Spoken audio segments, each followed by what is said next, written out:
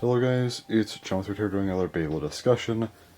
This time, talking about the CX problem. So, CX was just recently revealed, and I don't actually think this was a good idea, personally. I feel like there's a couple things I want to talk about. There's a couple problems that I can see. Maybe only one of these two will end up applying, I don't know, but there are two different distinct issues that I do see with this line. I will need to go into some history of Beyblade to talk about why some of this stuff matters, but yeah. The first thing is the importance of a Season 2, or I guess in this case a third line. Of course, Beyblade X is a little bit awkward with how it presents its seasons, with, kind of not having a proper distinction, but still, CX is the third line. Usually, the start of Season 2 is, well, the third line, so we'll go based on that. So let's go back to Box and Shoot and Metal Fight with V-Force and Metal Fight Explosion. Both of these I feel like are kind of similar. They don't necessarily advance the overall line a whole lot. I feel like, V-Force with the Magma Core system, while it had its own gimmick, it was still relatively similar to the spinning gear system, I feel. And Metal Fight Explosion, that just straight up reused the Hyper Wheel system. There was no difference, it was the same exact system. That said, both of these, I feel like it advanced the lines a lot further throughout the development of the season. Of course, with Box and Shoot, you had, like, the V2 bays, I think, which are, very highly regarded today. I think that they did a lot for Box and Shoot as a line and were very exciting at the time. Metal Fight, of course, had a lot of interesting bays come out during Metal Fight Explosion. Of course, I mean, right off the bat, Galaxy Pegasus, look, if you liked Beyblade back then, Galaxy Pegasus was such a striking design. Even if, it was the same system, it looked so much crazier and more interesting. They added, details onto clear wheels. I feel like they had more interesting metal wheels. Tracks and bottoms also leveled up, tattooed faces. It was a leveled up version of the Hyper Wheel system, but also you got things like Gravity Perseus, another crazy looking bay. That was also the first LR bay of the generation. Or Medio El Drago with rubber. And then you have the Maximum series. This is a very interesting part of Beyblade history, because the Maximum series, despite the name of these bays, they were actually fairly simple. There isn't a whole lot to them that makes them overly dynamic. They're pretty simple concepts, just stretched into this larger concept because of, well, Metal Fight being fairly basic at the time. But still, within the context of the series, it worked very, very well. Now look at Beyblade vs. God. God didn't really do this, because it initially just had a level up inherently. It didn't need to further develop, throughout the season. Well, yeah, of course there were developments and stuff. The main, draw of Beyblade vs. God was at the start, which is fine. Beyblade Burst set itself up very well for this. Of course, it started off with the line, with single layers, kind of having this clear plastic over the colored plastic as the contact points, but then dual layers, we started to get that to kind of, the colored plastic was breaking out, right? So you had the colored plastic and the clear plastic kind of both acting as their contact points. The designs were much more dynamic. And while that did continue in Beyblade vs. God, you now had God abilities, gimmicks. Gimmicks were introduced, but the thing is that gimmicks were kind of a staple part of the line now, and they made it work. And obviously everybody having a gimmick was a crazy idea. I'll come back to Burst in a little bit in this stuff, but still, adding gimmicks to the line was inherently an interesting addition and a meaningful addition, and that brings us to kind of the CX problem. CX is inherently lackluster. Yes, you divided the blades. Congratulations. But how do you develop this line, and is it interesting off the bat? Not really. I feel like the problem with CX is that the main blade is just the blade. The lock chip is a cosmetic part, and the assist blade is largely cosmetic. Yeah, you could argue, oh, well, it has a slight, impact on weight distribution or weight, but here's the thing. It's plastic. It maybe has a small effect, but I feel like it's pretty negligible. I don't think it does a whole lot. Yeah, competitive players are going to tell you that it does a lot, but does it really? Especially for, the average Beyblade fan, are these overly impactful for battles? I don't really think so. Maybe I'm wrong on this, but I don't think that these are going to be very impactful. So the system is inherently not really doing a whole lot. Yeah, it's kind of cool, sure. And I'm sure people are going to think it's cool for the first month or two, but after that, does this really do much for the line? I don't really think it does. And also, how are you going to develop this line? Are you going to add gimmicks into this? Well, we already have with UX. Gimmicks are already established in Beyblade X. Adding them in now doesn't really have the same impact. You don't have stuff like the Maximum series either, because again, we've kind of had that stuff since the beginning, I feel. Trying to add on to the system in a meaningful way, I think, is going to be very difficult without just maybe having a single gimmick, like LR being on a, I don't know, like one random bay.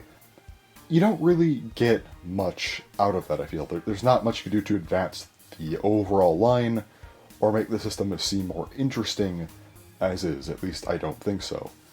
I also want to stress the importance of this third line, kind of like I mentioned earlier. This is especially important for Beyblade X. That initial hype for Beyblade is gone, right? There's different points in a Beyblade generation that I feel like people look to be kind of that hype point and moment of the generation. I could think of maybe 4 particular points, the first of which being, of course, the initial launch of Generation. That it's very exciting, of course, you know. Everyone's talking about it. The second point is the start of the anime, and then the third point is the, you know, the second line. Usually these are paired together. Usually you get, you know, the second line and the anime at the same time, and the first line is just a, you know, a prototype line. That was not the case with Beyblade X. Of course, you know, BX was the main line to start with. You know, there was no really, you know, prototype line. And of course the anime starts, which was exciting, but maybe not as crazy as other generations, since it, you know, happened so quickly. And then UX. UX was exciting. Even though UX wasn't all that crazy, it was still, you know, interesting. It's the first time we're getting a new system. You know, everyone was looking forward to what it was.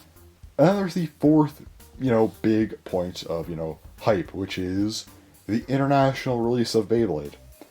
For Beyblade X, it actually happened very, very early compared to other generations. And with that, there's a pretty big gap between the start of that and the third line. I feel like this puts a lot of pressure on this line. All of that initial hype, both from the initial release and from the international release, is kind of gone. Beyblade X has been around for a little while now. It's really CX's job to try and advance the line, keep people's interest throughout another year. The system has to last until, presumably, March of 2026, and I just don't think it has that in it to do that. Again, how do you stretch this sort of cosmetic-only customization for a year when you also aren't going to get meaningful additions to it, because we've already had a lot of those meaningful additions that they just kind of stripped away from CX to presumably try and add in later, but it won't have the same impact as previous generations did. Now, the second problem for me really just comes down to how do you build on this line for the future? What about a fourth line or a fifth line? How does CX play into that? It doesn't.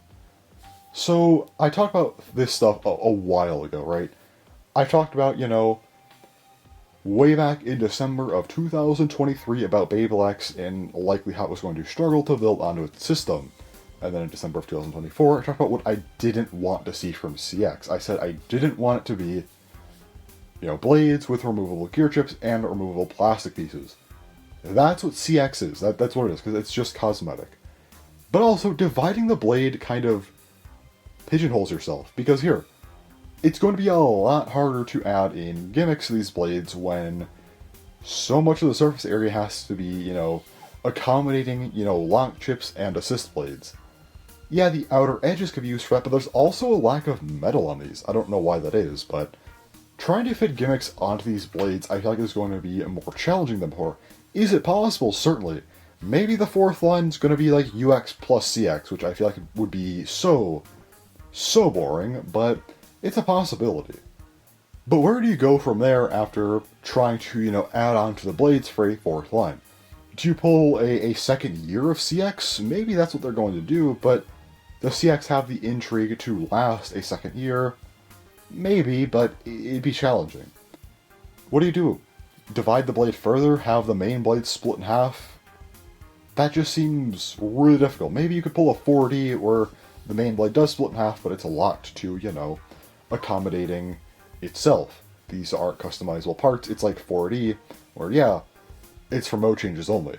You could definitely do that, but again, it wouldn't be as interesting as it would have been had you just divided the blades into 2 parts or 3 parts, but they were self-contained like that, because then you'd have so many options to deal with, rather than this. I feel like going in that direction of having customizable blades, but they're self-contained to a specific blade for mode changes, would have been far more interesting. You could reintroduce gimmicks fairly easily into this line. Hell, you could even have a 4th line that's about, this customization and the gimmicks, but also you could have it to where maybe you build onto the customization utilizing these mode changes. Look at, J. Jupiter. Have a little thing where, it's free-spinning metal balls, or, well, not free-spinning, freely moving metal balls, and then you could switch the mode to where, okay, well, the metal wheel's a little bit different, but also, now they're all locked in place. So you could have a mode change on blades that changes how the gimmicks work, kind of like how we saw it, in Beyblade Burst, with, the DB system and how sometimes high and low mode did that. With CX as is, I feel like that's going to be very, very challenging. I just don't think there's a whole lot of space to work with on these main blades.